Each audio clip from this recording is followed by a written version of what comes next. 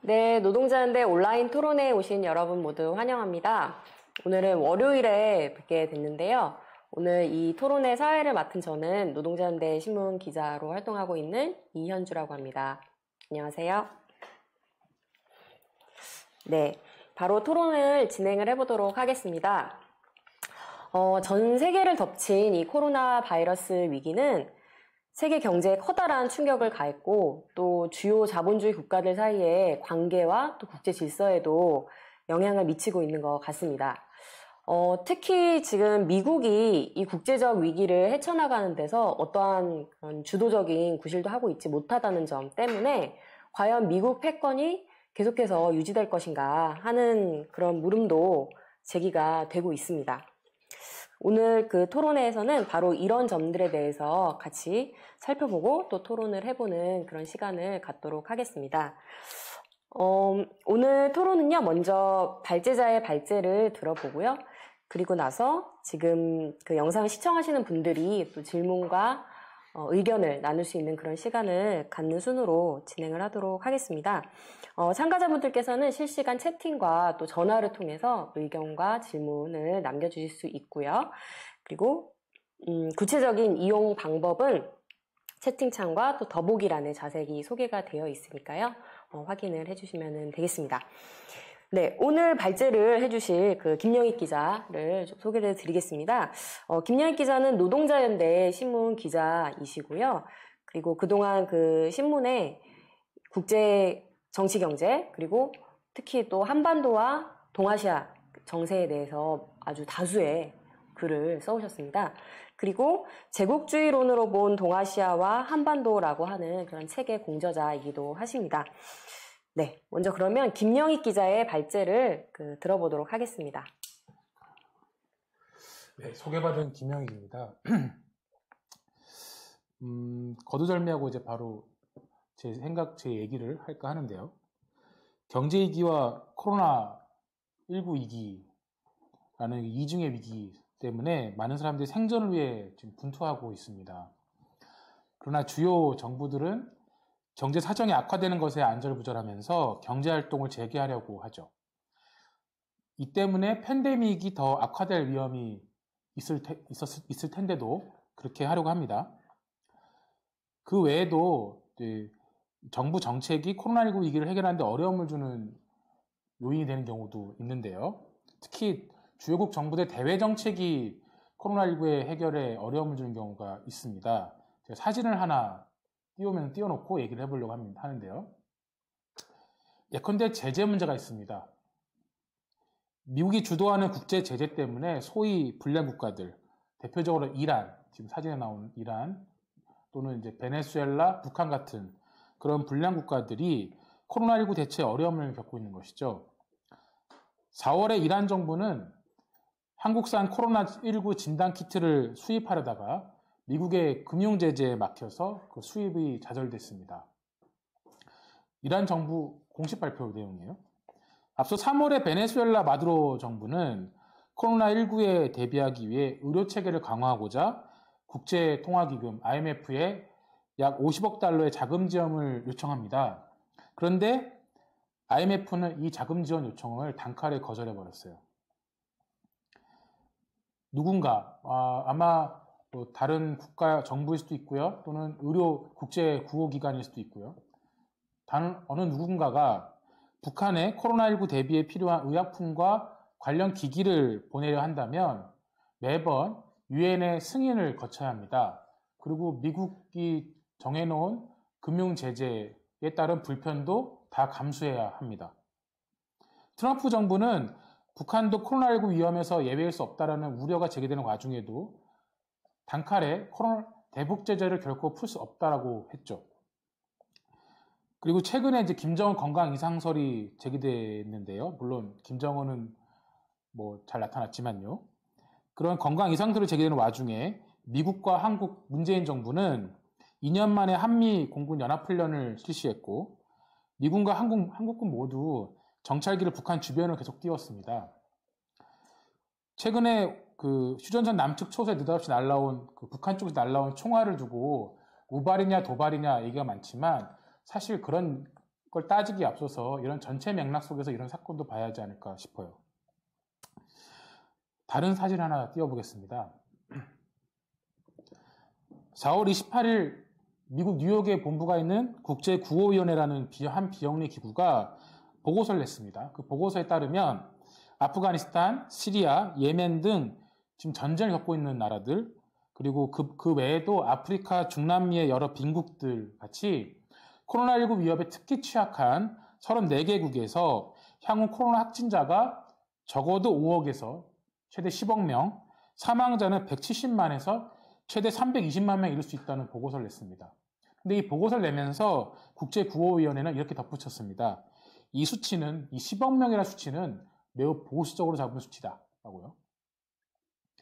그런데 이런 곳 중 상당수는 사실은 강대국들, 특히 미국의 간섭과 전쟁으로 사회 기반 시설이 붕괴하거나 난민이 되고 발생한 곳입니다. 그런데도 강대국 지배자들은 이런 문제에 일체의 책임감을 느끼지 않는 것 같습니다. 얼마 전 트럼프 정부가 세계보건기구 WHO에 대한 자금 지원을 완전히 중단한 것을 보면 알 수 있죠. 자본주의 세계체제의 위기는 자본주의 국가들 간의 질서에도 영향을 미칩니다. 이 과정에서 기존의 모순이 더 증폭되기도 합니다. 예컨대 지금의 위기 속에서 유럽연합 내부의 균열이 더 커진 것이 그 한 사례일 것입니다. 유럽연합은 이미 브렉시트, 즉 영국의 유럽연합 탈퇴로 한 차례 타격을 입었는데 이번 위기에 직면해 유럽연합 소속 국가들은 유럽 차원에서 공동 대응하기보다는, 즉 유럽의 연대라고 하는 그러한 기존의 주장과는 다르게 각계약진식으로 대처하면서 유럽연합 내의 분열상만 더 드러냈습니다. 심지어는 유럽 국가들끼리 방역 물품을 서로 가로채거나 유럽연합이 회원국에 제공하기로 한 경제회생기금의 그 자금 조달 방식, 운영 방식 등 경제위기 해결방을 놓고 가입국들 간의 견해차가 충돌해 합의를 이루지 못한 일이 있었습니다. 그 재정 형편이 어려운 남유럽 국가들이 이 경제회생기금을 대출이 아니라 보조금 방식, 즉 그 빚이 아니라 보조금을 지원받는 방식을 운영하자고 제안한 것을 독일 같은 유럽 강대국들이 단칼에 기각해버렸던 것이죠. 이런 것을 보면 현 위기 속에서 유럽연합 같은 초국가 기구가 국민국가보다 더 진보적이라는 착각은 더욱더 빛이 바랄 것 같습니다. 코로나19 위기로 중국 경제가 일시에 마비되자 자동차 산업 같은 주요 산업의 세계 생산이 심대한 타격을 입었습니다. 이번 위기로 국경을 가로질러 형성된 세계적 생산 네트워크의 일부가 멈췄을 때 전 세계 경제가 어떤 영향을 받는지가 드러났죠. 그래서 앞으로 주요 국가들에서 탈세계화 주장이 더 거세질 듯 합니다. 강대국이 생산 네트워크 또는 그 일부를 자국으로 돌리려 하거나 특정 강대국이 중심이 된 지역 블록을 구축하려 하는 움직임이 있을 수 있죠. 이런 과정에서 국가들 간의 국제 질서에 새로운 모순과 갈등이 생길 수 있습니다. 지금과 같은 경제 위기는 중대한 지정학적 변화를 수반할 수 있습니다. 선진국 경제들의 성장이 계속 둔화하거나 심지어 마이너스 성장하는 상태에 이르게 되면 줄어든 이 파이를 놓고 세계 자본들의 경쟁은 더 치열해질 것입니다. 그리고 이런 상황은 그런 자본들과 연계가 있는 정부들 간의 협력적인 위기 대처를 더 어렵게 할 것입니다. 게다가 국가들의 경제력 비중이 바뀌는 상황이 벌어집니다. 그래서 문제는 더 심각해질 수 있어요. 지난 수십 년 동안 세계 자본주의에서 미국 경제가 차지한 지위가 상대적으로 하락했고 그런 가운데 이른바 나머지들의 부상이라는 현상이 일어났습니다. 즉 나머지들의 부상이라는 현상이 뭐냐면 미국의 다른 경쟁국들이 성장해서 미국과의 격차를 줄여온 것이죠. 그중 가장 두드러진 국가는 바로 중국이었습니다. 자, 그래프를 하나 소개해 드릴게요. 지금 보시는 그래프는 2000년부터 2018년 사이에 미국과 중국의 국내 총생산, GDP가 어떻게 변해왔는지를 보여준 그래프입니다. 2000년에 무렵에는 중국 경제의 규모가 미국 경제의 대략 한 10분의 1, 9분의 1 정도 규모였는데요. 2018년 통계를 맨 끝에 수치를 보시면 미국 경제의 절반 이상, 60%가량의 그 규모를 자랑하는 그런 경제로 탈바꿈했다는 것을 보실 수 있습니다. 그만큼 중국 경제의 성장은 매우 엄청났고 그것이 상당히 이제 변화를 낳았다 할 수 있죠. 이런 과정의 결과로 즉 중장기적으로 미국의 패권을 가장 위협할 존재로서 중국이 등장하게 된 겁니다. 그리고 중국의 부상은 미국이 주도해온 기존 제국주의 질서에 상당한 변화를 낳고 있습니다. 그렇다면 현재 코로나19 그리고 경제 위기가 미중 패권 경쟁과 갈등에 어떤 영향을 주게 될까요?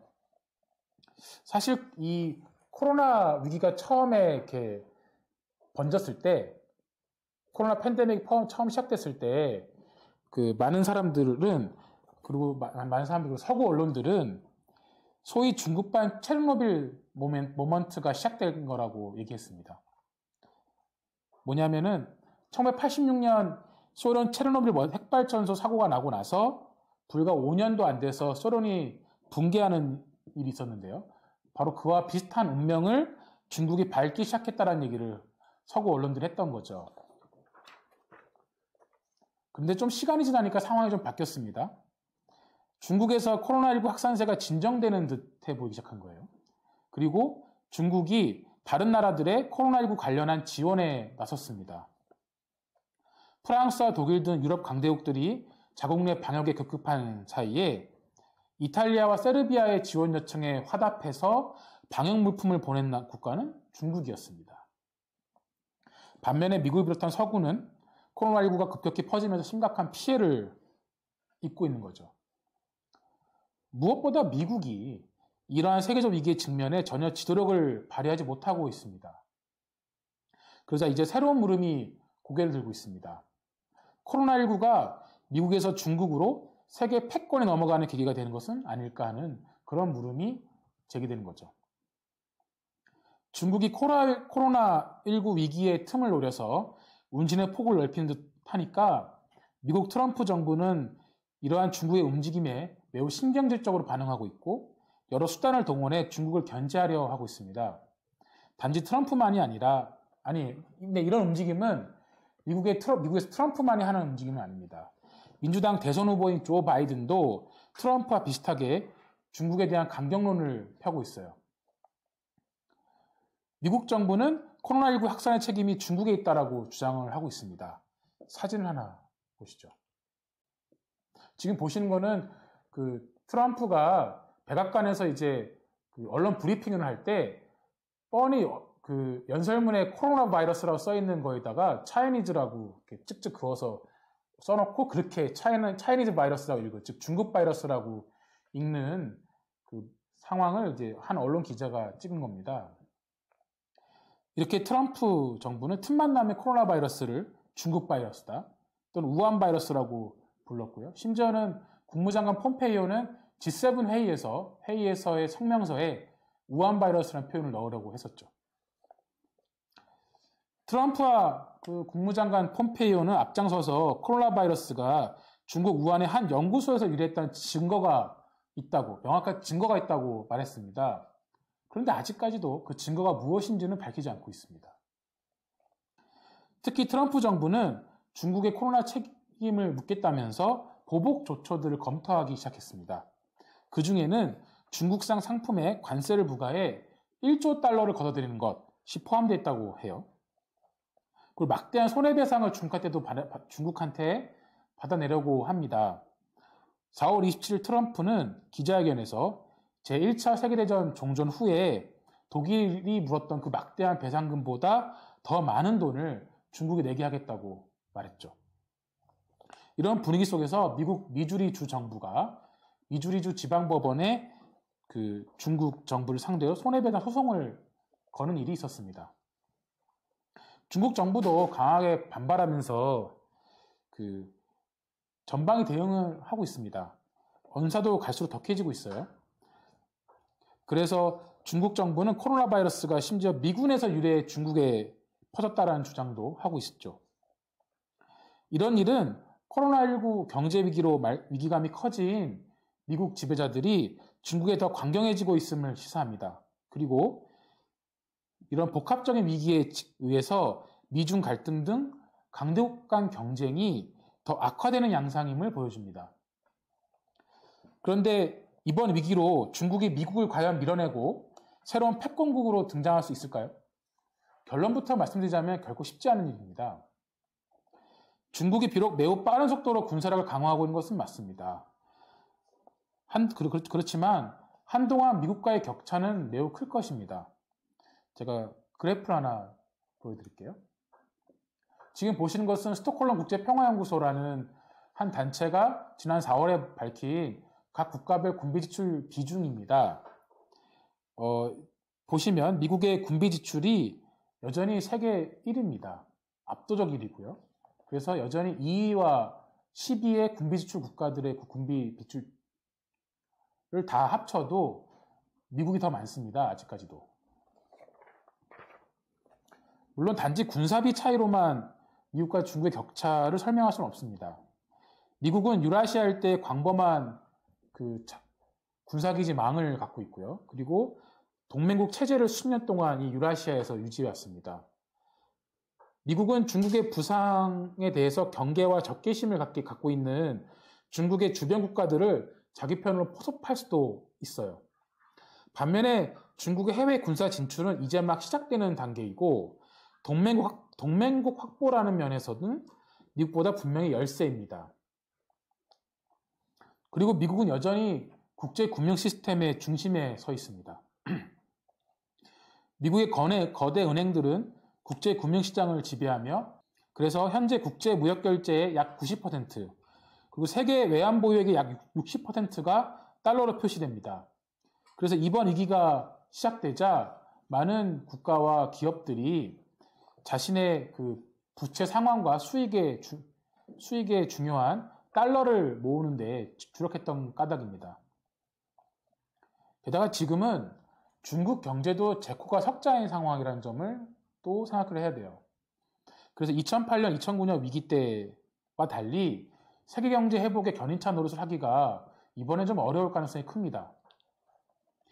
2008년, 2009년 위기 때 중국 정부는 적극적으로 돈을 풀어서 위기에서 벗어날 수 있었죠. 그러나 그 결과로 중국의 국가와 민간 부문은 지금 모두 막대한 부채를 떠안고 있습니다. 이런 상태에서 지난 10여 년 전 위기 때와 같은 구실을 하기는 쉽지 않을 겁니다. 그러나 미국의 패권이 한동안 지속된다고 해도 그렇다고 해서 미국이 안고 있는 딜레마가 해결되는 것은 아닙니다. 오히려 현 위기가 악화될수록 미국 지배자들의 고민은 더 깊어질 공산이 커요. 미국은 유일 패권국이기 때문에 세계 곳곳에서 동시에 제기되는 도전들에 모두 응대해야 하는 처지입니다. 한정된 역량으로 말이죠. 그리고 여러 고민들에 빠져 있는데요. 제가 자료를 하나 소개할까 합니다. 지금 보시는 것은 지난 4월에 발표된 미국 의회조사국의 한 보고서 내용을 인용한 겁니다. 미국 경제가 세계 경제에 차지하는 미국 경제가 세계 경제에서 차지하는 상대적 비중이 줄어들면서 경제 위기에 처한 지금의 자유시장 국제 질서를 미국이 홀로 지탱하는 문제에 대해서 미국 지배자들은 부담을 느끼고 있습니다. 그래서 지금 저런 고민들, 미국이 자유시장 국제 질서를 수호하는 것에 이익과 손해가 어떤지에 대해서 서로 논쟁을 하고 있는 것이죠.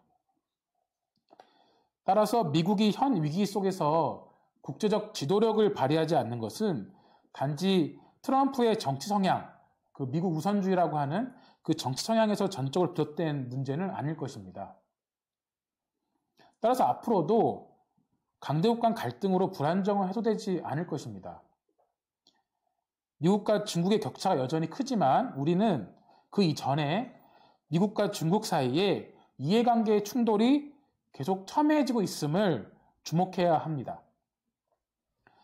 최근 1차 무역 합의로 미국과 중국 사이의 무역 전쟁은 잠시 소강 국면이듯 합니다만 이는 조만간 다시 시작될 공산이 큽니다. 1차 합의에도 불구하고 트럼프 정부가 중국에 부과한 그 대중국 관세는 거의 대부분 그대로 남아있고요.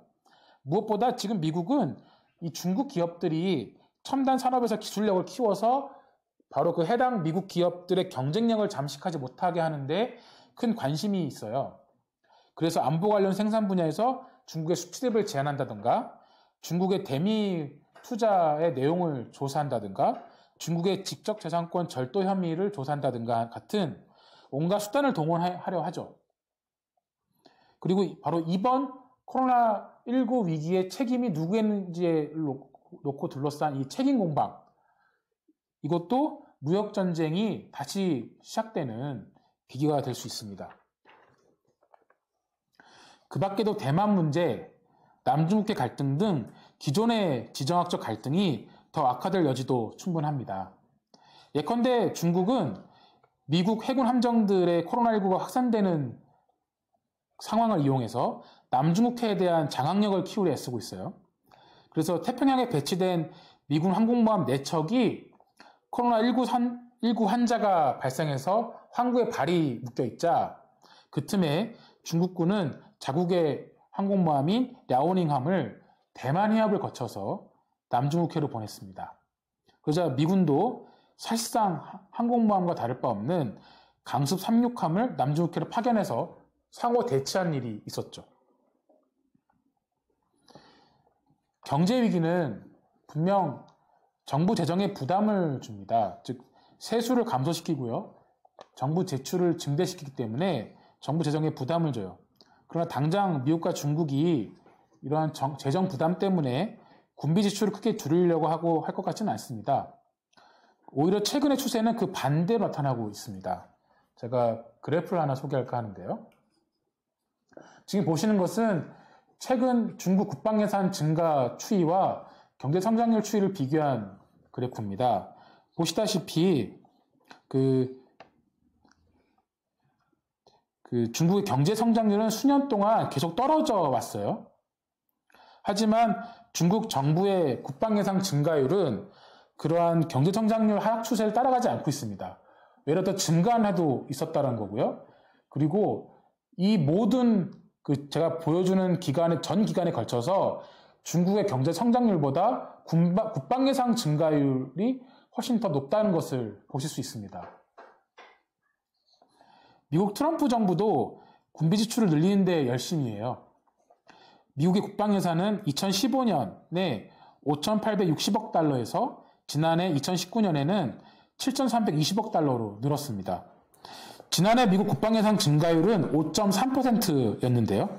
그 증액분만으로도 독일의 1년 국방 예산과 맞먹습니다. 그래서 스톡홀름 국제평화연구소는 최근 미국의 군비 지출 증가가 미국이 강대국 간 경쟁을 크게 의식한 결과라고 지적을 했습니다.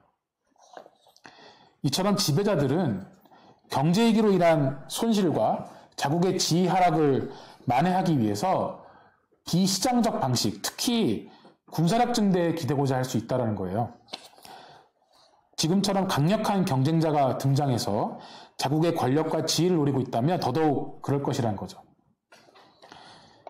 물론 저는 지금의 위기가 1930년대 대불황 때처럼 강대국 간 전면적으로 나아갈 것이라고 확신하지는 않습니다.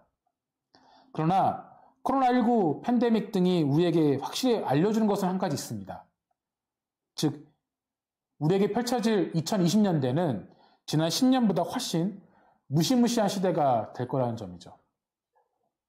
그러나 자본주의 위기의 시대에는 다른 모습도 갖고 있습니다.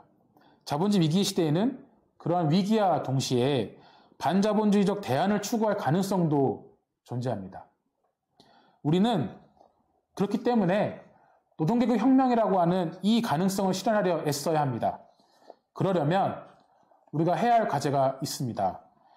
즉 그런 과제를 수행할 수 있는 혁명적 정치 조직을 건설하는 것, 혁명적 정치 조직의 필요성을 동의하고 그 건설에 나서는 것이 중요한 과제가 될 것입니다. 일단 제 얘기를 여기서 마칠까 합니다. 네, 발제자의 발제 잘 들어봤고요. 앞서 말씀드린 대로 지금부터는 참가자 여러분들의 의견과 주장을 또 질문을 받아보는 그런 시간을 갖도록 하겠습니다. 앞서 말씀드렸던 것처럼 채팅방이 열려 있고요. 그리고 전화 발언을 통해서도 질문이나 의견을 얘기를 해주실 수가 있습니다. 전화 발언 해주시는 분들한테는 3분 동안 이야기를 할 수 있는 그런 시간을 드리겠습니다. 많이 활용을 해주시고요. 발제 들으시면서 또는 뭐 최근의 상황들을 보면서 들었던 생각이라든지 궁금증 이런 게 있었다면은 뭐든지 자유롭게 꺼내놓고 이야기를 해주시면 되겠습니다. 네, 여러분들이 그 질문과 의견을 고민을 해주시는 동안에요, 제가 발제자에게 이 주제와 관련해서 몇 가지 질문을 좀 드려보도록 하겠습니다. 그 2가지 질문을 준비를 했는데요, 답변을 바로 좀 해주시기를 바랍니다.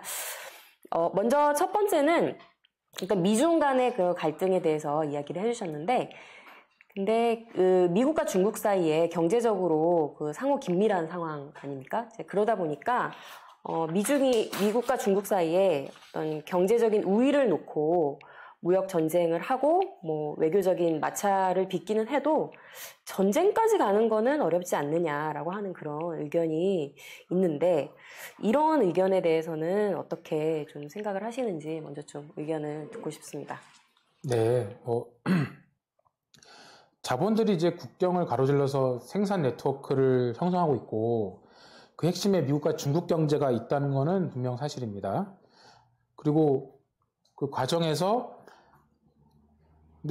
그런데 그 과정에서 한 가지 생각할 점이 있다면, 바로 그렇게 국경을 가로질러 형성된 생산 네트워크 속에서 자본들의 경쟁도 함께 치열해지고 있음도 봐야 한다는 거예요.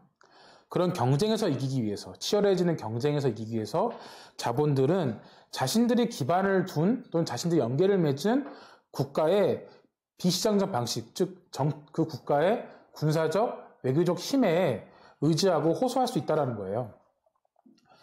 경제적으로 상호 의존해서 각국 경제들이 서로 이익을 보고 있고, 그 때문에 각국이 서로 강대국들이 서로 전쟁하기를 꺼릴 것이다라는 주장은 시간이라는 변수, 그리고 그 이익이 서로 불균등하게 배분될 수 있다는 점을 고려하지 않는 것 같습니다. 그러니까 중국이 미국보다 빠르게 성장해왔다는 점을 고려해야 돼, 지난 오랜 시간 동안.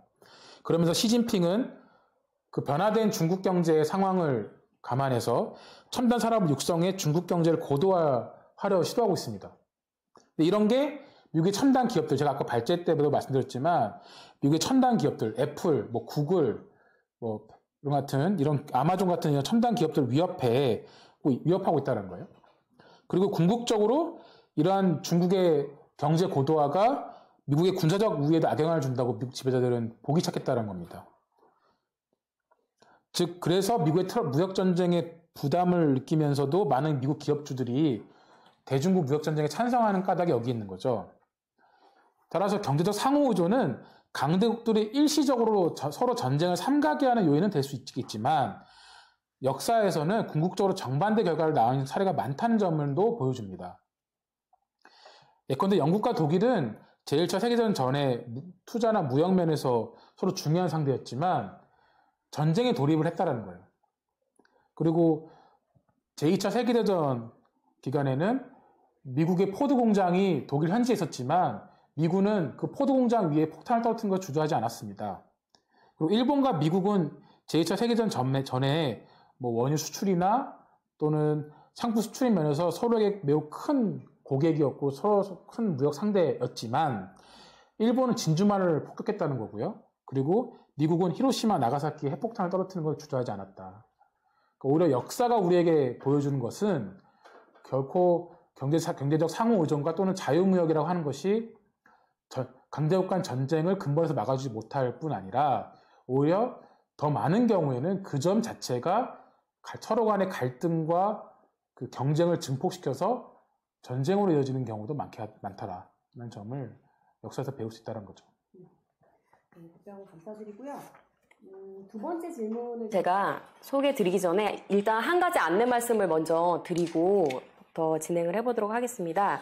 지금 저희 그 노동자연대 신문 웹사이트에 김영익 기자의 오늘의 이 발제문이 지금 방금 기사로 발행이 됐다고 합니다.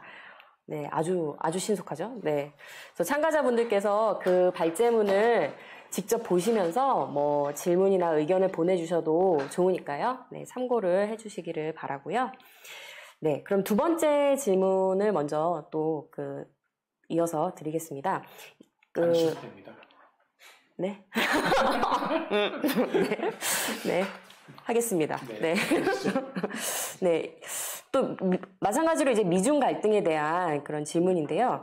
그 일각에서는 이 미중 갈등에 대해서 이야기를 할 때 그 중국은 미국과는 달리 제국주의 국가가 아니기 때문에 이 미중 갈등이라고 하는 거는 그 제국주의 간의 경쟁이 아니라 이거는 미국의 대중 압박이라고 봐야 되는 거 아니냐 하는 그런 주장도 있는 것 같아요. 이런 주장에 대해서는 또 어떻게 생각을 하시는지 먼저 좀 들어보겠습니다. 네, 주로 이제 미중 갈등에서 이제 미국의 공세라는 측면, 그리고 미국의 대중 압박이라는 측면을 주목하고, 따라서 이제 그 미국과 중국의 그 갈등을 제국주의적 갈등이라고 보지 않는 좌파들이 분명히 있어요.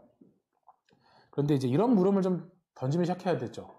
과연 세계 2위의 경제 대국이자 군사 대국, 핵무기 강국인 중국을 놓고, 그리고 남중국해를 비롯한 이런 서태평양 일대에서 미국의 군사 지배력에 도전하려 하는 그런 국가를 두고 제국주의 국가가 아니라고 한다면 과연 어느 국가를 제국주의 국가라고 말할 수 있겠냐는 거예요. 마치 홍길동이 아버지를 아버지라 부르지 못한 상황과 다를 바 없다고 생각해요. 제국주의를 흔히들 미국과 같은 특정 국가를 환원하는 좌파들이 있습니다. 근데 이것은 사실 고전 막수의 제국주의론과 사실 딱 들어맞지는 않아요. 100여 년 전에 레닌, 부하린 같은 고전 막수주의자들은 제국주의를 여러 자본주의 강대국들, 하나가 아니라 여러 자본주의 강대국들이 경쟁하는 체제로 이해했다는 점을 우리가 기억할 필요가 있습니다. 그리고 이데올로적으로 많이 신비화된 측면이 있는데요. 뭐 헌법에 사회주의라고 명시되어 있고, 뭐 마오쩌 사회주의 국가다라는 점 표방하고 이런 점 등등, 즉 중국의 이데올로적 신비화된 측면을 걷어내 본다면 중국은 사회주의는커녕 미국 등 서방과 본질적으로 차이가 없는 자본주의 사회입니다. 중국의 노동계급의 그 착취받는 현실과 미국 노동계급이 착취받는 현실이 별로 다르지 않다는 거죠. 그런 상황에서 중국 경제는 지난 30여 년 전부터 세계 경제에 뛰어들면서 수출 위주의 경제로 나아갔고 대외 투자를 활발히 하는 경제로 변모해왔어요. 그에 따라서 중국 지배자들의 중국 국가의 전략적 목표와 시각도 바뀌어갔습니다. 자국 경제의 안정적 성장을 보장하려고 강력한 군사력을 갖추려 했고 투자와 자원 수입 그리고 상품 수출의 안전을 위해서 노력하고 있고 이것을 위해서 해외에 군사력을 투사할 수 있는 능력도 갖추려고 합니다. 이것이 결과적으로 기존의 국가들 간의 질서의 변화를 수반하고 있고 다른 서방 강대국들과 중국이 경제적, 지정학적으로 경쟁을 하게 되는 상황이 된 거죠. 이런 상황을 제국주의적 경쟁으로 얘기하지 않는다면 그리고 그 경쟁의 한 축인 중국은 제국주의적 경쟁을 하지 않는다면 우리는 오늘의 세계 질서를 제대로 이해할 수 없게 될 것입니다. 네. 답변 감사드리고요. 네, 지금 답변을 해주시는 동안에 전화 발언 신청이 들어와서요. 전화 연결을 해볼 텐데요. 그 전에 한 가지 질문만 좀 소개를 드리고 이 질문에 대해서는 전화 발언 뒤에 좀 답변을 들어보도록 하겠습니다. 전주현 씨가 주신 질문인데요. 코로나19와 경제 위기로 미중 갈등이 더욱 심화하는 것 같다라고 얘기를 하시면서 이런 최신 국면이 한반도에 미치는 영향은 무엇일까요? 라고 이제 질문을 보내주셨습니다. 네, 이것에 대해서는 전화 발언 이후에 좀 답변을 들어보도록 하고요. 지금 전화 연결이 됐다고 하니까요. 바로 발언을 들어보도록 하겠습니다. 네, 여보세요? 네, 여보세요? 들리세요? 네, 발언해 주시면 됩니다. 네네. 저는 이 코로나 국대 대응이 엉망인 걸 보면서 많은 우리가 해온 주장들을 확인시켜줬다고 생각을 해요. 그걸 좀 말하고 싶은데요. 근데 제국주의를 이 강대국들의 공모로 보는 관점이 만연하지만 우리 일관되게 제국주의를 강대국 간 경쟁이라고 주장을 했잖아요. 공범이 아니라 경쟁이 핵심이기 때문에 자본주의에서는 국제 공조가 근본에서는 취약할 수밖에 없다고 봐요. 그래서 이거 전에도 기후변화 문제에서 UN 딕트로 번번이 실망을 안긴 것이나 중동에서의 난민, IS 문제에서도 어김없이 국제 공조가 엉망이 됐는데 바로 강대국 간 경쟁, 제국주의 체제 탓이라고 보고 이번 코로나가 그걸 다시 또 확인했다고 생각합니다. 물론 이번 코로나가 좀 달랐던 거는 뭐랄까 기후변화처럼 나름 장기적인 위험이 아니라 당장의 생산을 중단시키는데도 이렇게 무능하다는 거 보면서 저도 많이 놀라게 했는데요. 보면서 자본주의가 장기적 이익은 물론이고 단기적인 이익도 스스로 못 지키는구나, 그 정도로 병들었구나라고 생각을 하게 됐어요. 아무튼 이렇게 강대국들 협력을 못하는 거는 이제 연서도 말한 비시장적 방식, 즉 자본이 결국 국가에 의존하기 때문이잖아요. 그래서 뭐 오늘날 흔히 말하들 원클릭이면은 수조 원이 지구 반대편으로 날아간다라고 하지만 우리는 그래도 일관되게 자본은 국적으로 버리지 않는다라고 꾸준히 논쟁을 했었죠. 근데 얼마 전에 제가 이제 파이낸셜 타임스에 실린 한 기사를 봤는데 그 제목이 미국 투자은행들이 유럽에 대출하기를 전부 다 꺼린다였어요. 당장의 유럽 기업들의 재무제표상 문제가 없는데도 골드만삭스, JP모건 같은 은행들이 국적을 따진다는 내용이었거든요. 그러니까 트럼프가 메르켈 같은 유럽 정치 지배자들과 사이 나쁜 것뿐 아니라 가장 쉽게 국경을 넘을 거라던 투자은행들까지도 국적을, 그것도 미국과 유럽 사이의 차이점을 따지기 시작했다는 거죠. 그래서 채팅창에서 보니까 한 분이 탈세계화 경영이 뭐냐고 물으셨는데 이런 게 대표적인 사례가 아닐까. 그리고 투자은행들이 갑자기 트럼프의 경제적 국수주의 선동에 설득돼서 그런 게 아니라 위기 시대의 자본은 늘 자본주의 국가에 의존했기 때문이다라고 저는 생각을 하고요. 물론 여전히 뭐 UN, WTO, 나토 등 나름 그들 간의 공조 체제가 분명히 있고 또 연상을 말한 블록화 경영이라는 게 있죠. 예컨대 독일은 역사적 이유로 군사력이 약하고 프랑스는 독일보다 경제력이 약한데 국제 무대에서 두 나라가 이제 각자 미국과 중국을 상대했다가는 완전 쫄병 취급받게 되니까 뭉쳐서 대응하자 이런 거고, 저는 이런 식의 제한적 공조가 가능하다고 보고요. 그런 면에서 블록화는 오히려 이 자본주의 경쟁을 더 잘하기 위한 제한적인 공조는 가능하다고 봅니다. 그러나 오히려 저는 큰 전 세계적인 범세계적인 공조는 오히려 좀 역사적으로 예외가 아니었나. 2차 대전 이후에 예외적인 호황과 미국이 나머지와 압도적으로 강하다는 예외적인 상황 때문이 아니었을까.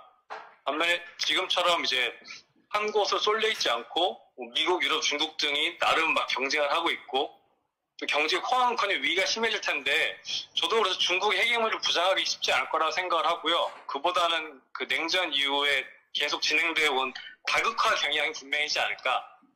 그래서 딱히 우리 과제를 제가 좀 말하자면은 많은 좌파들이 서방 지역 내의 갈등은 제국주의 간 갈등으로, 서방이 중국, 러시아 버린 갈등은 제국주의 침략으로 보는 관점과 우리가 논쟁할 일도 또 많아질 것 같고, 또 많은 개량주의 하듯이 뭐 국익론, 중립외교 이런 게 아니라 자본주의 자체에 도전해야 한다는 것도 우리가 논쟁을 많이 준비해야 되지 않을까 생각합니다. 거기까지입니다. 네, 감사합니다. 네, 발언 감사드리고요. 지금 채팅창에 여러 지금 질문들이 올라왔고 지금 발언을 하신 분께서 또 언급을 하신 게 있어가지고 제가 일단 그 질문을 먼저 소개를 드리고요. 그리고 나서 아까 요청드렸던 그 한반도에 미친 영향에 대한 답변을 좀 들어보도록 하겠습니다. 비슷한 질문이 이제 두 개가 들어온 건데요. 오동환 씨가 이제 질문을 해주신 것이 이제 발제 중에 탈세계화 주장에 대해서 이제 언급을 하셨는데 그게 이제 무엇인지 설명을 부탁드린다라고 그 질문을 주셨고요. 아마도 이제 탈세계화가 무슨 뜻인지 더 자세하게 설명을 해달라는 그런 질문 같습니다. 그런 질문을 주셨고요. 그리고 양유영 님이 또 질문을 주신 것이 특정 강대국을 중심으로 지역 블록을 구축하려고 할 수 있다고 그 발제자가 얘기를 하셨는데 또 한편으로는 EU 같은 기존 블록 경제가 위기를 겪고 있고 코로나19에서 전혀 블록적으로 대응하지 못했습니다. 라고 하시면서요. 또한 동아시아에서는 한일 간의 복잡한 역사 문제와 얽혀서 최근 경제 갈등이 있었는데요. 과연 지배자들에게 블록화가 얼마나 현실적으로 힘을 받는 대안이 될까요? 라고 하는 그런 질문이 있었습니다. 그래서 이 질문들에 대해서는 이따 조금 더 나중에 그 답변을 좀 들어보도록 하고요. 일단은 아까 처음에 드렸던 그 질문에 대해서 미중 갈등이 지금 한반도와 동아시아에 미칠 그 영향에 대해서 먼저 좀 이야기를 해주시면 좋겠습니다. 결론부터 말씀드리자면, 그리고 중장기적인 시야에서 본다면 보면 미중 갈등이 한반도 정세에 미치는 매우 중요한 요인이라는 점을 강조드리고 싶습니다. 미국과 중국의 갈등을 중심으로 비롯한 이 강대국 간 갈등이 한반도에 상당한 영향을 주고 있다는 거죠. 이 점을 얘기하는 게 되게 중요한 게 2018년에 그 남북 정상회담 그리고 북미 정상회담 국면이 열렸을 때 일각에서는 한반도의 운명을 이제 남과 북의 공조로 그리고 남한 정부가 노력해서 잘 헤쳐나갈 수 있다. 우리의 운명은 우리에게 해석한다. 이런 얘기를 했지만 그러나 현실은 매우 엄중했다라는 거예요. 그때조차도 전반적인 한반도 조선 근본 정세는 바뀌지 않았고, 따라서 이 정상회담 국면이 그리 오래가지 못할 수 있다는 점을 저희 노동자연대 신문이 계속 분석하고 지적을 했었던 거고, 현실은 그렇게 돼가는 것 같습니다. 근데 이때 오히려 미국과 중국을 비롯한 강대국과 갈등이 더 중요하다는 점은 한반도만의 평화 정착, 한반도만의 문제 해결이 결국 한반도의 항구적 평화를 보장하지 못할 수 있다는 거예요. 예컨대 2018년에 그런 정세가 펼쳐졌을 때 친문 인사들 비롯한 일각의 몇몇 사람들은 한반도만이라도 문제를 해결하면 이 강대국 간의 갈등의 자장에서 한반도를 벗어날 수 있고, 그러면 미국과 중국은 더 내려가서 남중국해나 이런 데서 싸우게 될 거다라는 얘기를 했지만, 그러나 지금의 양상은 남중국해, 그리고 대만 해협 같은 데서 벌어질 미래의 미국과 중국의 갈등과 충돌은 한반도에도 예외가 될 수 없을 거다라는 점을 보여준 거죠. 이런 점 때문에 우리는 제국주의를 알아야 되고, 제국주의와 갈등이 지금 어떤 모순과 갈등을 극복시키는지 잘 알아야 합니다. 단지 이런 주변 정세로만 얘기할 수 없는 것은 또 하나는 바로 이런 과정에서 한국 지배자들, 한국 정부의 선택에 대해서도, 친제국주의적 선택에 대해서도 우리는 얘기할 수 있어야 한다는 거죠. 비록 문재인 정부가 남북 화해 협력을 얘기하고, 그리고 중국과의 관계도 어느 정도 의식을 하고 한다지만, 그러나 결과적으로 이런 세계적 제국주의 질서 안에서 나름의 이익을 추구하는 과정에서 한미동맹 강화도 우선적으로 고려한다는 거예요. 그래서 그런 관련한 선택을 한다는 거죠. 바로 남북미 정상회담, 지난 2019년 남북미 정상회담이 판문점에서 열렸던 바로 그 직전에 문재인 정부 트럼프를 만나서 트럼프의 대중국 견제 정책인 인도태평양 전략을 지지하겠다라고 공식 선언을 했다라는 거예요. 그리고 최근에 한국이 박근혜 정부 때 추진했고 문재인 정부가 그대로 계승한 글로벌 호크라는 무인 정찰기, 그리고 F-35라는 스텔스 전투기를 계속 들여오고 있는데요. 그 중에서 이 둘 다 북한한테 엄청난 위협이 되는 무기인데, 이 중에 글로벌 호크 같은 거는 사실은 향후 미국의 대중 감시 정찰 과정에 필요한 정보를 미국과 공유할 수 있는 무기체계이기도 합니다. 그런 것들을 미국이 한국에 판대는 이유가 있다라는 거죠. 이러한 문재인 정부의 선택, 즉 미중 간의 갈등을 비롯한 강대국과 갈등이 한반도에 주는 악영향과 더불어 우리 지배자들, 우리 정부의 선택이 낳는 요소들도 함께 보면서 우리는 우리 정부의 반대에서, 우리 정부의 친제국주의 정책에 반대해서 주장하고 그 대안을 펼쳐나가는 게 중요하다라고 얘기 드리고 싶어요. 네, 감사드리고요. 지금 전화 발언이 한 분 더 신청을 해주셨고요. 전화 발언 듣기 직전에 질문 하나 더 소개를 드리도록 하겠습니다. 나유정 씨가 질문을 해주셨는데요. 경제 위기가 심화되고 강대국 간 경쟁이 격화되면서 반자본주의적 대안을 찾는 움직임 또한 커질 것이라고 말씀을 하셨는데요. 혹시 이전에는 반자본주의적 대안을 찾는 어떤 움직임이 있었는지 궁금합니다. 라고 하시면서요. 이런 사례가 있다면 이해하는 데 더 도움이 될 것 같다. 라고 남겨주셨습니다. 네. 그러면은 전화 발언 바로 좀 들어보겠습니다. 네, 여보세요? 여보세요? 네, 발언해 주시면 됩니다. 잘 들리나요? 네네. 네. 저는 노동조연대 회원 김준효고요. 이게 채팅창에서 트럼프가 이런 정책을 펴는 것이 미국의 대선 상황과 어떤 연관이 있는가 뭐 이런 질문을 보고 좀 제 의견을 얘기하려고 전화를 드렸고요. 저는 트럼프가 선거를 의식한 정치를 펴고 있는 부분이 일부 있다고 생각을 합니다. 사실 이 코로나 이 팬데믹이 터지기 전만 해도 트럼프는 되게 주가가 막 치솟고 실업률이 상대적으로 낮아 보이는 그런 상황이 길해서 미국을 다시 위대하게 만들겠다 이러면서 대선에서 재선하기를 기대하고 있었던 게 있는데, 근데 지금 코로나 팬데믹이 터지니까 이 속도와 심각성에서 완전히 어마어마한 질병 위기, 그리고 미국 경제가 직면한 경제 위기에 양대 위기에 직면해 있다고 생각을 해요. 그래서 그거를 돌파하기 위해서 더 한층 인종차별을 강화하고 중국을 때리려고 그러면서 메우려고 하고 있다고 봅니다. 이런 것의 이제 반영이 미국 공화당 지도부가 트럼프를 지지하기 껄끄러워하는 자기당 의원들에게 중국을 때려라 이렇게 지침을 내린 것도 이런 맥락과 연관이 있다고 생각을 하고요. 하지만 근데 이런 상황이 그냥 선거적 방략 이런 거라고만 볼 수는 없다고 보는데요. 바로 경제 위기 때문에 그렇습니다.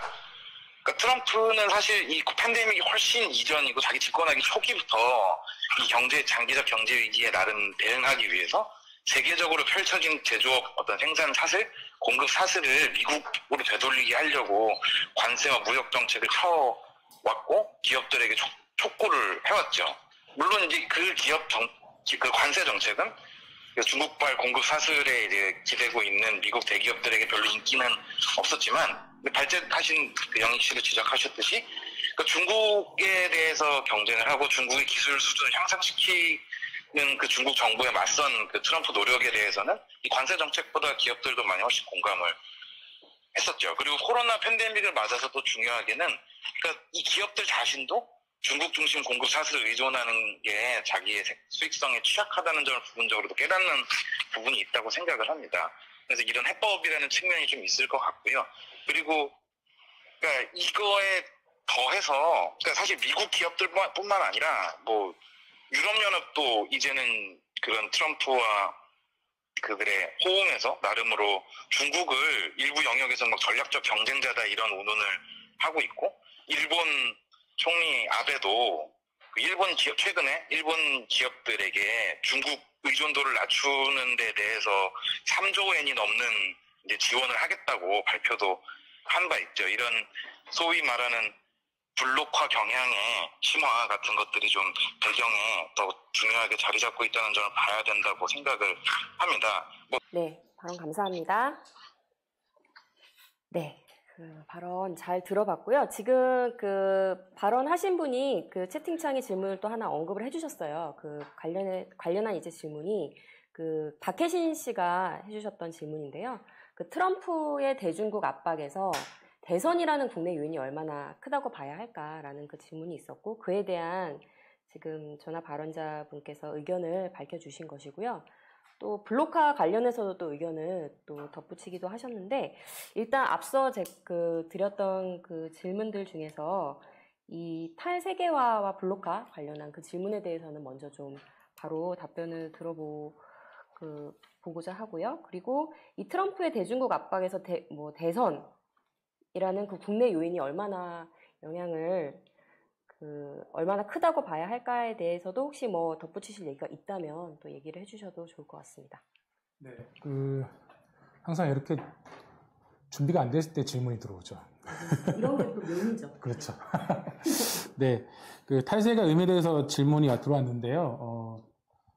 세계화가 여러 가지 의미를 가질 수 있고, 여러 가지 세계화 자체가 여러 가지 측면을 갖고 있을 수 있는데, 그 중에 한 가지는 사실 이제 아까 제가 발제 때 몇 번 언급했지만 생산이 국경을 가로질러서 조직된다는 점이에요. 그러니까 많은 지난 시기 동안 자본주의에서 세계화 경향이 유력하게 성장하면서 유력한 경향으로 자리 잡으면서 주요 국가 경제들 사이에서 생산이 국경을 가로질러서 형성된 경우가 많았고요. 대표적으로 이제 뭐 한 예를 들면 이제 뭐 애플의 아이폰이나 이런 것을 만드는 공장이 그 대만의 폭스콘이 운영하는 이제 중국 현지 공장 뭐 수만 명, 뭐 10만 명이라는 그런 공장에서 만들어지는 이런 상황 같은 것이 바로 오늘날 자본주의 세계화가 어떤 변화를 낳았는가를 보여주는 사례인데요.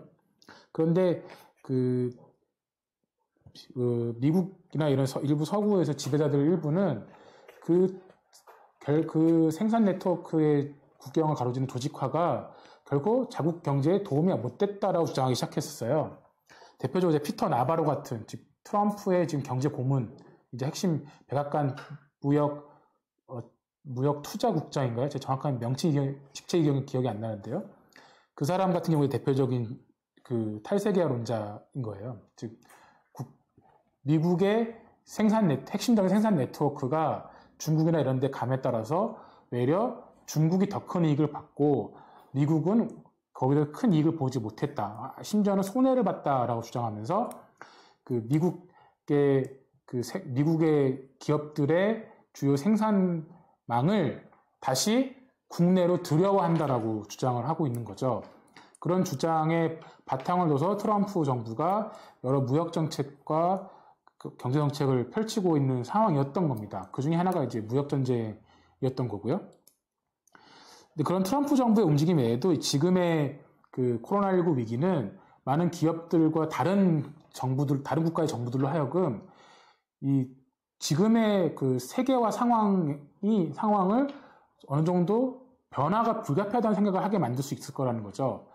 뭐 당장 그 중국의 부품 공장들을 멈추니까 한국의 자동차 완성차 공장들이 강제로 쉬어야 되는 이런 상황을 겪으면서 세계화된 생산 네트워크 그리고 소위 적생산이라는 방식이 이런 상황에서 매우 위험할 수 있다는 생각들을 하고 있다는 거고, 그래서 뭐 다른 정부들과 다른 기업들도 부분적인 변화를 고민하고 있을 거다라는 거고요. 그런 점에서 이런 흐름 속에서 탈세계화 주장들이 많이 제기될 거다라는 겁니다. 그러나 제가 그렇다고 해서 자본주의 세계화 경향이 완전히 끝장날 거다라고 얘기하는 건 아닙니다. 여전히 자본주의 유력한 경향일 거예요.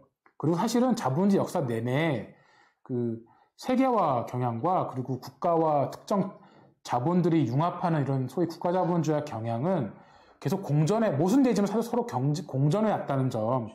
물론 그때 역사적 시기에 따라서 더 유력한 경향이 있긴 했지만 계속 공존해 왔다는 점을 이해할 필요가 있고요. 이미 100여 년 전에 세계자본주의의 생산력과 뭐 투자, 무역, 금융 이런 모든 측면은 다 국경을 넘어서 전개가 되어 왔고 그 역사가 오래됐습니다. 그걸 일거에 되돌린다? 그건 쉽지는 않다는 거예요. 그런 여타의 상황을 종합해 봤을 때 그 자본주의 주요 경제적 중심지들, 북미, 동아시아, 유럽 등 일본 같은 등지에서 그 주변의 국가들 경제를 아우르는 블록화 경향이 더 촉진될 공산은 있다라는 거고요. 여기 아직까지는 가능성의 영역이긴 하지만 그렇다는 거고요. 그러나 이런 일련의 변화라고 하는 게 결코 순탄한 과정일 수 없다라는 겁니다.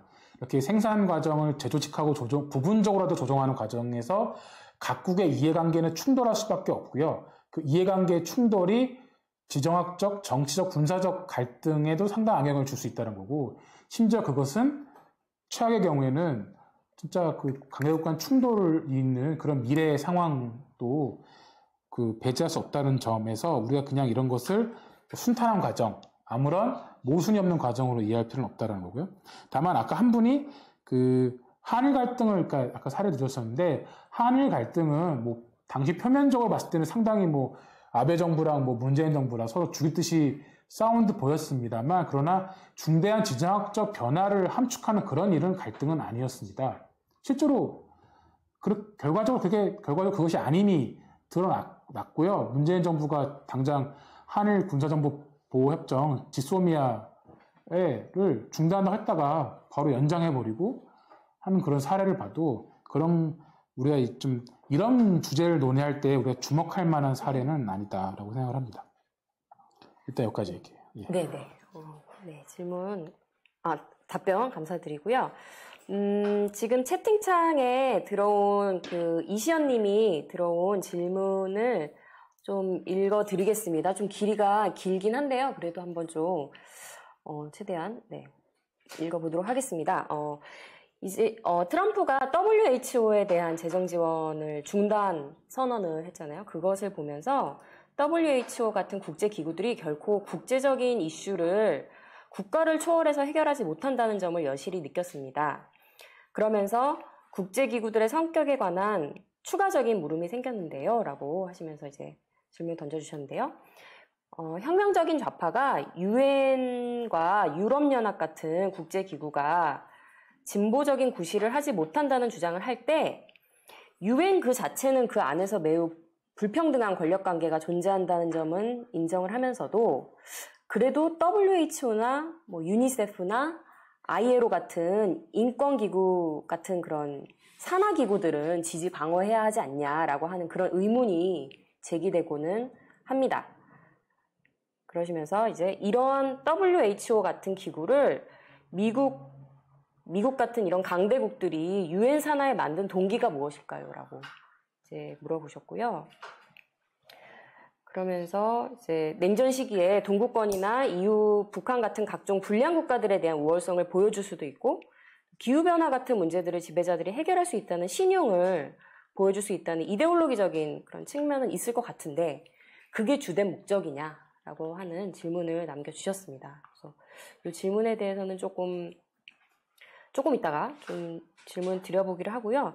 제가 그 사이에 한 가지 정도 좀 질문을 조금 더 드려보도록 하나 좀 더 드리고 싶은 것이 최근에 올해 초만 해도 이제 이란의 그런 호르무즈 해협 관련한 그곳에서의 전쟁 위기 이런 이야기들이 꽤 있었잖아요. 그리고 문재인 정부가 그곳에 그 파병도 하면서 그것에 대한 이제 반대 운동도 벌어지곤 했었는데 지금 코로나 팬데믹 이후에는 좀 잠잠한 듯한 그런 그 상황으로 보이는데 실제로 이게 그 각자 감염 대처와 뭐 경제 대책에 집중을 하느라고 지금 그곳이 뭔가 군사적 긴장이 소강 상태가 된 것인지 뭐 어떤 그런 좀 정말 그런지 구체적인 그 상황에 대해서 조금 네네 알고 싶고요. 그리고 정말 그렇다면은 코로나 위기와 군사적 갈등 고조를 코로나 위기가 군사적 위기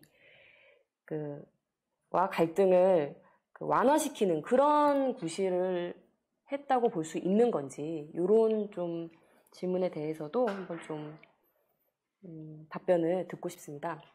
이 질문들에 대해서는 지금 가능하신 그 답변은 지금 바로 좀 듣고 넘어갔으면 하거든요. 호르무즈 해협에 대해서만 간단하게 대협에 대해서 말씀드리자면 한국 언론에는 크게 보도가 안 나갔는데요. 사실 갈등은 계속 지속돼 왔어요. 미국과 이란의 갈등은 특히나 호르무즈 해협을 중심으로요, 역시나. 그래서 얼마 전에 어떤 일이 있었냐면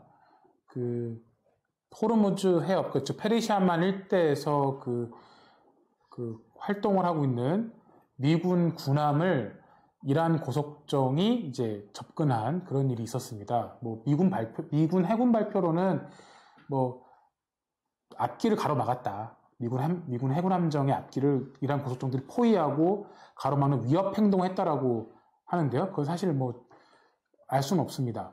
근데 이렇게 미 해군이 발표를 하자 트럼프가 즉각적으로 내놓은 조처는 앞으로 페르시아만에서 이란 군함이 미군 군함의 활동을 방해하면, 즉 걸리적거리면 가차없이 격침시켜버려라 라고 조치를 했고 트위터에도 그런 입장을 밝혔는데요. 이에 대해서 제 기억으로는 뉴욕타임스 등은 트럼프가 이 지역의 미국 해군의 교전 수칙을 매우 호전적인 쪽으로 바꾼 것이다 라고 했습니다. 따라서 지금 이 와중에도 호르무즈 해협과 페르시아만의 긴장 문제는 근본에서 해결되지 않다라는 것을 우리가 알아야 하고요. 아까 코로나19 팬데믹 국가 간의 갈등을 일시 완화시킨 효과가 나는 거 아니냐라고 했는데 제가 아까 시간 관계상 말씀을 못 들었는데 바로 남중국해 상황은 전혀 그렇지 않다라는 거예요. 남중국해에 중국 항공모함이 내려가니까 아까 말씀드렸지만 미국의 강습 상륙함 사실은 경항공모함이거든요. 그 전투기를 탑재한 이게 이제 그 남중국해로 들어간 건데요. 중국 항공모함을 견제하기 위해서 그 미국의 강습 상륙함을 중국의 군함들이 겹겹이 에워서서 대치하는 상황이 남중국해에서 지난 4월 말에 벌어졌습니다. 그리고 4월 29일인가쯤에는 바로 같은 남중국해의 시사군도에 중국군이 장악한 지역에 미국 이지스함이 접근했다가 이제 대치하는 일도 있었고요. 대만 해협을 둘러싸고도 이런 갈등들이 또 지속되고 있고요. 지금 코로나19 팬데믹이 있다고 하더라도 국가들 간의 어떤 정치적 군사적 갈등이 완화된다고 그렇게 보는 것은 네, 아니다. 혹시 그것이 궁금하다면 제 발제를 처음 다시 할 수도 있겠습니다. 네. 감사합니다. 네. 혹시 아까 그 드렸던 질문 중에 WHO 관련해서는 뭐 더 지금 얘기를 해주실 수 있을까요? 네. 제가 이 부분에 대해서 이렇게 막 깊이 막 고민하거나 생각하거나 한 건 아닌데, 제가 좀 더 기회가 되면 제가 좀 더 이렇게 조사해 보고 해서 또 다음에 제가 노동자인데 다른 기사나 뭐 글을 쓸 수 있는 기회가 있을 텐데 그거를 좀 다시 또 충분히 답변 드릴 거라고 약속을 드리고요. 그러니까 자본주의 국제기구들은 대체로는 그 제국주의 열강의 그 일시적인 합의의 산물이거나 또는 한두 제국주의 국가가 자신의 이해관계를 관철시키기 위해서 어떤 다른 그 자본주의 국가들을 결집시키고 이한 목적으로 만들 때가 많습니다. 유엔이 바로 그 대표적인 거고요. 그리고 WTO, 세계은행이나 IMF나 이런 기구들은 사실은 미국 주도하에 자본주의 국제 질서를 유지하고 그 속에서 나름 어느 정도 부분적으로라도 거기에 속한 국가들의 이익을 보장함으로써 미국 우위의 질서를 계속 유지하고자 하는 그런 프로젝트의 일환이었다 할 수 있죠. 그런 점에서 우리가 결코 지지할 이유도 그런 없고, 그렇기 때문에 유엔 같은 기구는 그런 제국주의 열강의 합의의 산물이기 때문에 대부분의 경우에 쓸모없거나, 즉 우리 노동계급에 필요한 일에서는 거의 쓸모없거나, 노동계급 해가 되는 일에서는 매우 위험하거나 하는 일을 해온 게 유엔의 역사이죠. 그런데 이제 보면 이제 유엔이라고 하는 것의 그 산하의 기구나 또는 그 유관 기구들을 보면 약간 그래도 이런 건 쓸모가 있지 않나 싶은 것들도 있긴 합니다. WHO 같은 게 그런 유관 기구의 하나인데요. 근데 이렇게 생각할 수는 있어요. 자본주의 지배자들도 간염병이나 이런 질병이 확산돼가지고 국경을 넘어서 자국 내에 들어와가지고 자국 노동력이 결정적으로 고갈되거나 축소되는 일을 바라지는 않거든요. 노동자들이 나름 건강하게 지내야, 그리고 잘 커야 착취도 원활하게 할 수 있고 이 체제를 계속 끊임없이 재생산할 수 있는 거기 때문에 그런 거를 좋아하지는 않습니다. 물론 그 자신들의 투자의 우선순위를 삼지 않을 뿐이지, 그런 의미에서 그런 국제 기구들도 두고 유지하고 나름 우리가 노력을 한다는 점을 보여주고 또 하지만, 그러나 이런 기구의 운영이나 운영 원리나 그런 걸 보면 사실 힘의 관계를 많이 반영할 때가 많다. WHO조차 지금의 그 직선제, 그러니까 국가별로 이렇게 투표해가지고 사무총장 결정의 전까지는 최대 공여국인 미국의 입김이 워낙 커서 미국의 의도가 아니고서는 WHO 수장이 될 수가 없다. 그러니까 친미 인사가 아니고서는, 미국의 신임받지 않는 인사가 아니고서는 WHO 사무총장이 될 수 없다는 얘기가 공공연한 사실이었던 거고요. 유네스코 같은 조직, 세계 문화유산 지정하고 기록유산 지정하고 보호하고 이런 기구조차 그 제국주의의 힘의 관계를 반영해서 냉전 때만 해도요, 유네스코는 미국의 반소 프로파간다를 위한 기구라는 악명을 받았던 기구였고요. 그리고 지금도 강대국 열강들이 자신의 그 영향력을 이용해서 예컨대 과거의 그 노예자나 식민 지배의 부정적 역사가 많잖아요. 아시아 아프리카 지역에. 그런 것들이 그 세계 기록유산이나 문화유산으로 지정되는 것을 합심해서 막아버리는 게 강대국들의 행동 패턴이에요. 그래서 한국의 위안부 관련 기록들이 기록이 안 되는 거 보면서 정말 일본 너무했네 하지만 사실은 프랑스도 영국도 다 그런 것들을 해왔다라는 거죠. 유네스코를 통해서. 중국도 마찬가지고요. 그런 것들을 우리가 같이 봐야 이런 국제기구들의 특징 그리고 근본적인 한계 같은 것들을 볼 수 있지 않나 생각할 수 있습니다. 네. 지금 시간 관계상 저희가 여기까지 질문과 주장 받는 시간은 갖도록 하겠는데요. 채팅창에 미국의 패권이 약화되면 어떻게 나올지에 대해서 좀 궁금함을 표한 그런 의견도 있었다는 것까지 얘기를 드리도록 하겠습니다. 그리고 하나 좀 더 질문은 아니고 의견, 소감도 올라온 거를 제가 깜빡하고 소개를 안 드렸는데요. 박혜신님께서 발제자께서 국가 간의 갈등, 특히 미중 갈등이 더 첨예해질 거라고 하시면서 경제적, 지정학적 배경을 풍부하게 설명을 해주셔서 도움이 많이 됐다라고 하는 그런 소감을 밝혀주신 것까지 얘기를 드리겠습니다. 네, 질문, 주장으로 기여를 해주신 여러분들 모두 감사드리고요. 마지막으로 발제자에게 정리 발언 시간을 드리려고 하는데요. 여기 아까 나왔던 질문 중에 혹시 답변이 아직 더 필요하신 부분에 대해서는 답변을 포함해서 해주시면 될 것 같고요. 그 전에 한 가지 공지 말씀을 드리겠습니다. 주간신문 노동자연대 신문 사이트에 아까 말씀드렸던 것처럼 발제자의 따끈따끈한 발제문이 지금 기사로 게재가 되었다라고 하는 점을 다시 한번 알려드리고요. 뿐만 아니라 노동자연대 신문에는 세계 경제와 코로나19 그리고 노동운동 내 주요한 이슈들에 대해서 여러 기사들이 실려 있으니까요. 꼭 읽어보시기를 바라겠습니다. 그리고 신문 웹사이트에 수시로 기사가 게재가 되니까요. 알림이를 설치를 하시면은 이 기사들을 빠짐없이 받아보실 수가 있습니다. 그래서 알림이 설치법이 지금 아래에 광고로 나가고 있을 테니까요. 참고를 해주시면 되겠습니다. 네, 그러면은 발제자의 정리 발언을 한번 들어보겠습니다. 네, 저도 많은 자극이 됐고, 도움이 된 토론이었다고 생각한다는 점 미리 말씀드리겠고요. 예, 아까 한 분이 제 설명이 도움됐다고 하신 분이 계셨는데, 예, 저도 그 질문하신 분께도 제 PPT를 만드신 거에 도움 주셔서 감사하다는 말씀을 드린다. 예, 그리고 말씀드리려고 하고요. 먼저 미국의 대중국 압박에 의해서 미국의 지금 코로나19 관련한 중국 책임 주장 이런 것들이 국내 정치에 어떻게 연관되는가라는 건데요. 맞습니다. 실제로 국내 정치에서 미국 트럼프 정부가 그닥 코로나19 대처에서 유능함을 보이지 못했기 때문에 지금은 감염자만 100만이 넘고 사망자가 5만이 넘고 6만이 넘는 그런 상황에서 이 트럼프 정부도 사실은 큰 위기감을 느끼고 있고요. 그래서 대선도 있잖아요. 11월에. 그런 점이 이제 소위 차이나 배싱, 그러니까 중국 때리기 또 그리고 이제 여러 민족주의적인 애국주의적 언사들을 쓰면서 내부를 단속하고 결속시키는 시도로 이어지고 있는 거고요.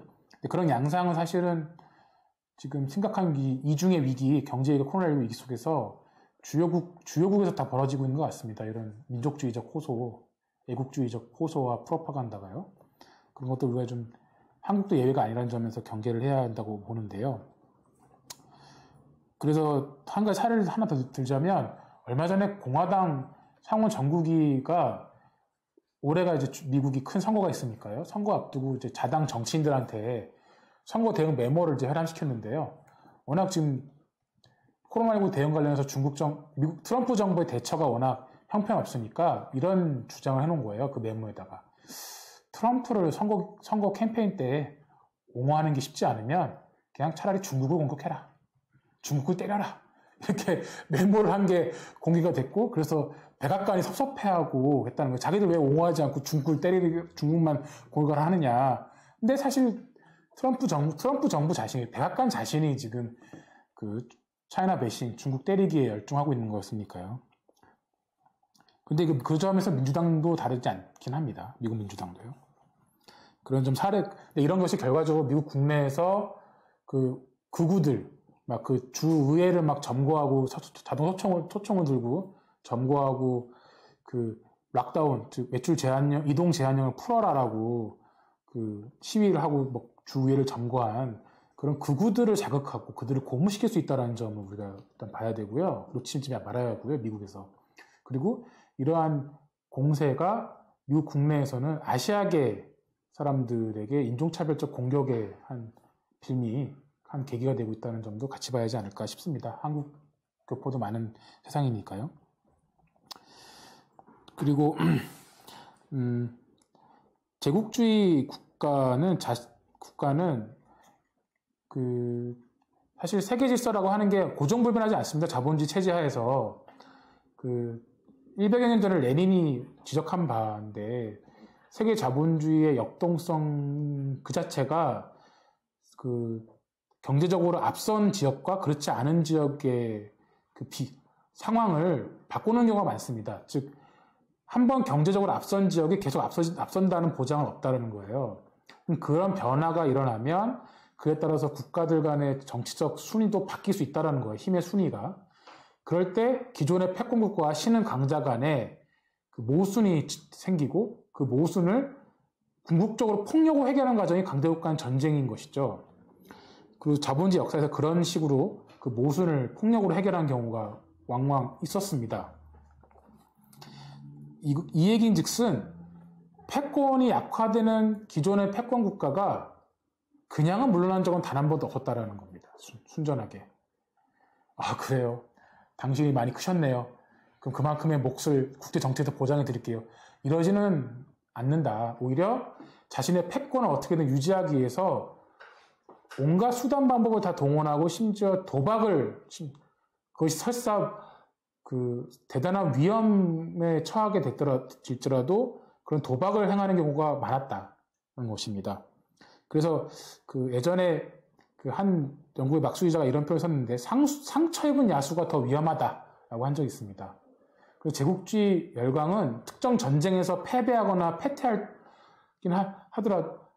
하면서 물러날 때 그냥 물러나지 않고 그 지역을 망가뜨려 놓고 물러난 경우도 많았다는 거예요.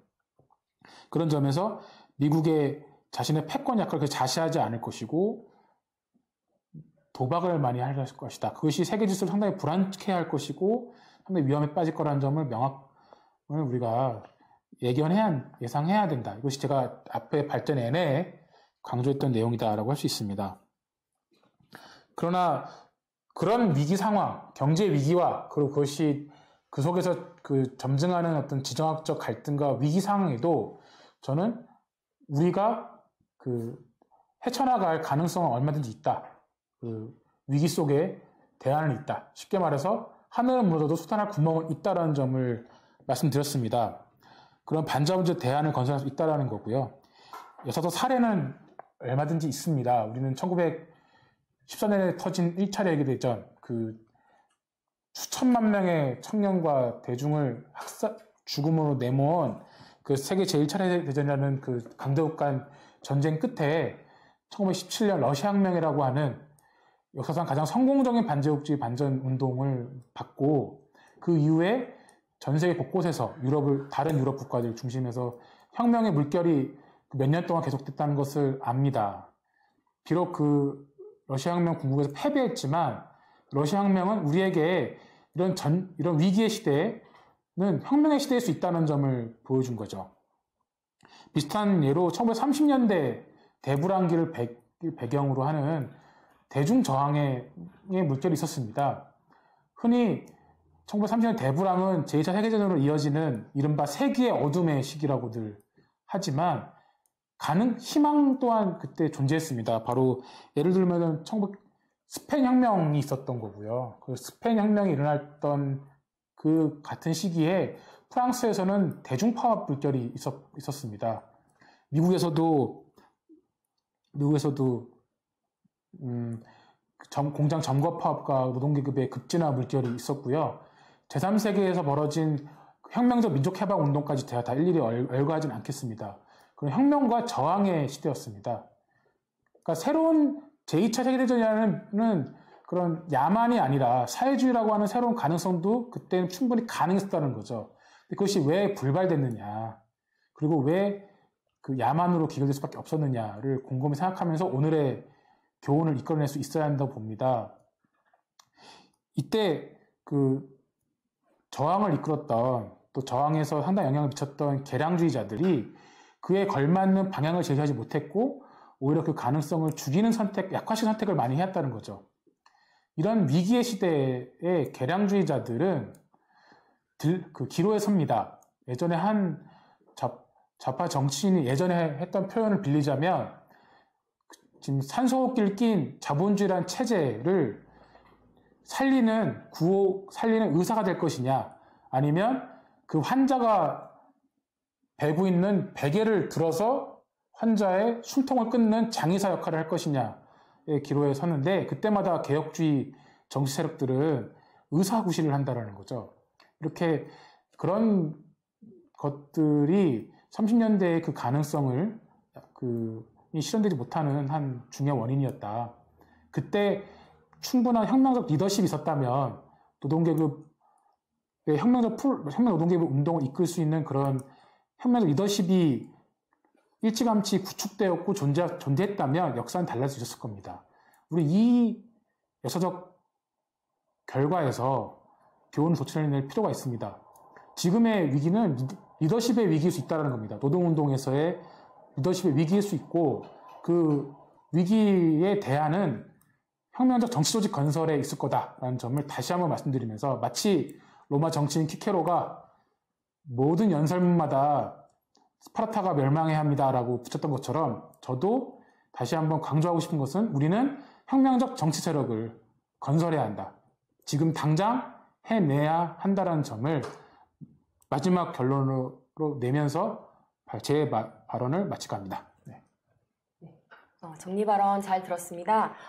청중토론 후에도 의견을 올려주신 분이 있는데 제가 그 시간 관계상 미처 소개를 드리지 못한 점 양해를 부탁드리겠습니다. 오늘 그 코로나19와 국제 정치 경제에 대해서, 그리고 또 우리의 과제에 대해서 굉장히 요모조모 그 이야기를 나눠본 유익한 시간이었던 것 같고요. 그 발제해주신 김영익 기자님 수고 많으셨고요. 그 참가해주신 네, 고맙습니다. 네. 네, 훈훈하네요. 네. 그리고 참가해주신 모든 분들에게 감사 인사를 드리면서 이것으로 오늘 토론회는 마치도록 하겠습니다. 감사합니다.